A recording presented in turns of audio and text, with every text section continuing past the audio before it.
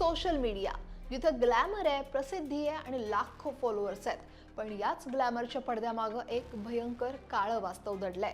यूपीच्या संभलमधून एक अत्यंत धक्कादायक बातमी समोर आली आहे. लाखो चाहत्यांची पसंती मिळवणारी एक प्रसिद्ध सोशल मीडिया इन्फ्लुएन्सर अलिशा हिला पोलिसांनी अटक केली आहे. तिच्यावर आरोप आहेत ते म्हणजे निष्पाप लोकांना जाळ्यात ओढणं, त्यांना ब्लॅकमेल करणं आणि लाखो रुपयांची आर्थिक फसवणूक करणं. नक्की काय आहे प्रकरण, जाणून घेऊयात सविस्तर. नमस्कार, मी अक्षरा चोरमारे आणि आपण पाहताय लोकमत. सोशल मीडियावर हजारो लाखो फॉलोअर्स असलेल्या अलिशाचा रुबाब वेगळाच होता. तिनं रील्स आणि व्हिडिओ तिचे सोशल मीडियावर चांगलेच व्हायरल व्हायचे, पण याच प्रसिद्धीचा गैरफायदा घेत तिनं गुन्हेगारीचा रस्ता धरला.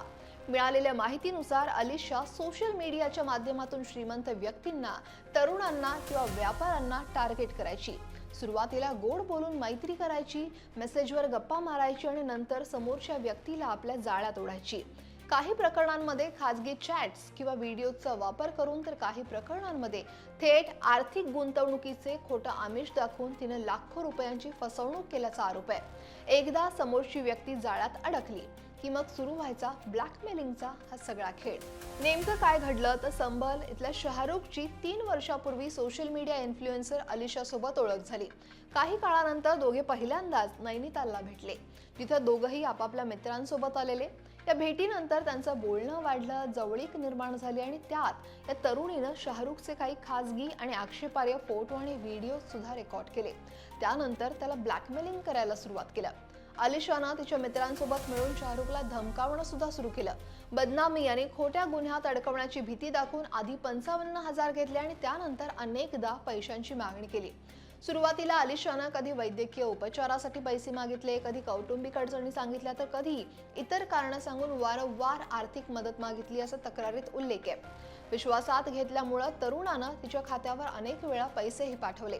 मात्र नंतर तिनं संपर्क तोडला तेव्हा आपली फसवणूक झाल्याचं शाहरुखच्या लक्षात आलं आणि नंतर त्यानं पोलिसात धाव घेतली. संबंधित बँक व्यवहार, मोबाईल कॉल रेकॉर्ड आणि सोशल मीडिया अकाउंटची माहिती तपासली जात असून अलिशा आणि तिच्या इतर साथीदारांचा सुद्धा यात सहभाग आहे का, याचा सुद्धा आता शोध घेतला जातोय. खरं तर तांत्रिक विश्लेषण, बँक खात्यांचे व्यवहार आणि चॅट हिस्ट्री तपासल्यानंतर पोलिसांचे धाबेही दणाणले आहेत.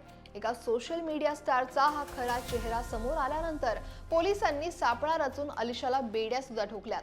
तिच्यावर ब्लॅकमेलिंग, खंडणी आणि फायनान्शियल फ्रॉड म्हणजेच आर्थिक फसवणुकी अंतर्गत गुन्हा दाखल करण्यात आलाय. हे प्रकरण फक्त एका अलिशापुरतं मर्यादित नाहीये. आजकाल सोशल मीडिया हे फसवणुकीचं मोठं केंद्र बनत चाललंय. कोणत्याही सुंदर चेहऱ्याला किंवा मोठ्या फॉलोअर्सच्या आकड्याला पाहून भुलू नका. एकतर सोशल मीडियावर अनोळखी व्यक्तीशी खाजगी गोष्टी अजिबात शेअर करू नका.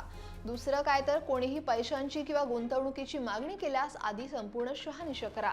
आणि जर तरीही तुमची फसवणूक झालीच तर घाबरण्याऐवजी तातडीनं पोलिसांशी किंवा सायबर सेलशी म्हणजेच 1930 याच्यावर संपर्क साधा आणि डिजिटल दुनियेत सुरक्षित राहा.